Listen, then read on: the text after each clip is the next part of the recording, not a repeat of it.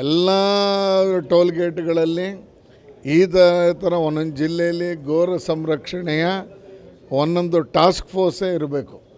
ಇದಕ್ಕೆ ಅಂತ ಸ್ಪೆಷಲ್ ಅಧಿಕಾರಿಗಳು ಸಿಗಬೇಕು. ಆ ಅಧಿಕಾರಿಗಳಿಗೊಂದು ಮೊಬೈಲ್ ವ್ಯಾನ್ ಕೊಟ್ಟು ರೌಂಡ್ ಹೊಡಿಯೋ ಥರ ಆಗಬೇಕು.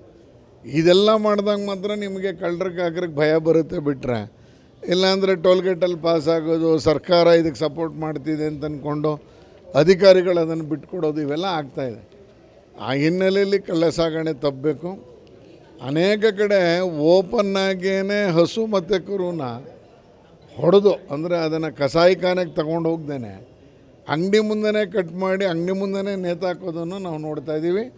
ವಿಶೇಷವಾಗಿ ನನ್ನ ಕ್ಷೇತ್ರದೊಳಗೆ ನಡೀತಾಯಿತ್ತು, ನಾಚನಹಳ್ಳಿ ಪಾಳ್ಯದಲ್ಲೇ ನಡೀತಾಯಿತ್ತು. ಇದು ನನ್ನ ಗಮನಕ್ಕೆ ಬಂದಮೇಲೆ ಪೊಲೀಸ್ಗೇಳಿ, ಆಮೇಲೆ ಹೆಲ್ತ್ ಆಫೀಸರ್ಗೇಳಿ ಈಗ ಅದನ್ನು ಬಾಗಿಲಾಕ್ಸುವಂಥ ಕೆಲಸವನ್ನು ಮಾಡಿದ್ದೀನಿ. ಈಗಲೂ ನಾನು ಮನವಿ ಮಾಡ್ಕೋತೀನಿ, ಈಗಲೂ ಎಚ್ಚರಿಕೆ ಕೊಡ್ತೀನಿ.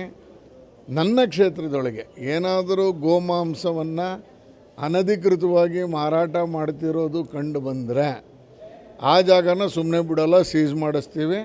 ಎಂಥ ಒತ್ತಡಕ್ಕೆ ಬಂದರೂ ಜನಪ್ರತಿನಿಧಿಯಾಗಿ ನಾನು ಕೆಲಸ ಮಾಡೇ ಮಾಡ್ತೀನಿ. ನಾವೇ ರಕ್ಷಣೆ ಕೊಡದೆ ಇನ್ಯಾರು ಕೊಡ್ತಾರೆ ಇದಕ್ಕೆ? ಆ ಹಿನ್ನೆಲೆಯಲ್ಲಿ ಈಗಾಗಲೇ ನಾಚನಹಳ್ಳಿ ಪಾಳ್ಯದಲ್ಲಿ ಕಳೆದ ಒಂದು ವಾರದಿಂದ ಬಾಗಿಲಾಕ್ಸಿದ್ದೀನಿ. ಸೊ ಅವ್ರಿಗೆ ಹೇಳಿದ್ದೀನಿ, ನೀವು ಬೇರೆ ಮಾಂಸ ಮಾಡ್ಕೊಳ್ಳೋದಕ್ಕೆ ನಮ್ಮದೇನು ವಿರೋಧ ಇಲ್ಲ, ಆದರೆ ಗೋಮಾಂಸನ ಹಸು ಕರುನ ಕಡ್ದಾಕಿದ್ರೆ ಮಾತ್ರ ನಡೀತಾಯಿತ್ತು. ಕದ್ದು ನಡೀತಾಯಿತ್ತು. ನನ್ನ ಮಾಹಿತಿ ಬರ್ತಾಯಿತ್ತು, ಬಂದಿರಲಿಲ್ಲ. ಇತ್ತೀಚೆಗೆ ಬಂತು. ಇಮ್ಮಿಡಿಯೇಟ್ ಪೊಲೀಸ್ಗೆ ಹೇಳಿ, ಕಮಿಷ್ನರ್ಗೆ ಹೇಳಿ ಅದನ್ನು ಬಾಗಿಲಾಕ್ಸುವಂಥ ಕೆಲಸವನ್ನು ಮಾಡಿದ್ದೀನಿ. ಮತ್ತು ಅದೇನಾದ್ರು ಕಂಡು ಬಂದರೆ, ಎಷ್ಟೊತ್ತಲ್ಲಾರಾಗಲಿ ಕಂಡು ಬಂದರೆ ನಾನೇ ನುಗ್ಗಬೇಕಾಗತ್ತಪ್ಪ, ಆ ಪರಿಸ್ಥಿತಿ ತರಬೇಡಿ ಅಂತ ಹೇಳಿದ್ದೀನಿ. ಅಂದರೆ ನುಗ್ಗಬೇಕು ಅಂದರೆ ನಾನು ಹೇಳಿದ್ದು, ಒಬ್ಬ ಜನಪ್ರತಿನಿಧಿಯಾಗಿ ಬಂದು ಬಾಗಿಲಾಕ್ಸೋ ಥರ ಮಾಡಬೇಡಿ, ನೀವೇ ಅದನ್ನು ತಿಳ್ಕೊಂಡು ಬಾಗಿಲಾಕ್ಕೊಳ್ಳಿ ಅನ್ನುವಂಥದ್ದನ್ನು